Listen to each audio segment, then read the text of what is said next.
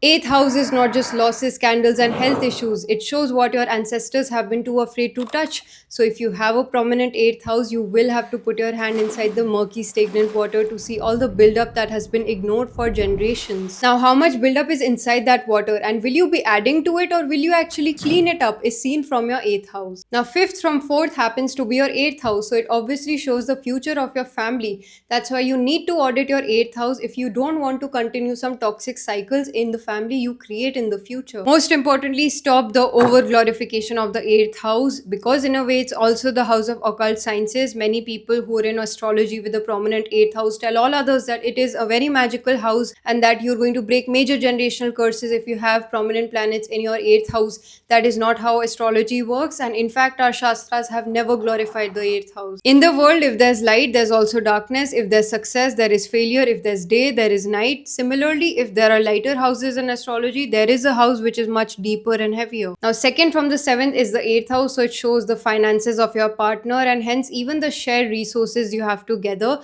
So, when the dasha of your eighth lord runs, many times there are upheavals in finances or sudden financial losses because of your partner. Now, a constant pattern I've noticed is that Sun is in the eighth house with malefics in the first or 10th house, where the person has abused leadership, has been a whistleblower, troubled governments, has discrepancies with companies, and done shady things while being under leadership or working with authorities, like leaking company data and all. So, when this happens, sometimes the person doesn't get caught. Some people do well with eighth house as investigators and spies, but some other people actually end up giving this karma to their family and their future. Basically, if you want your eighth house to reward you, then you make good deeds when the cameras are off. Eighth house blesses you when you learn to say no to repetitive patterns, whether it's saying no to addictions, no to disrespect, or no to low quality relationships. This house loves deep crisis and intense management of things to a very extreme level. That is why you need to get into something like sadhana, or even doing something that allows no shortcuts, like crisis management or deep auditing,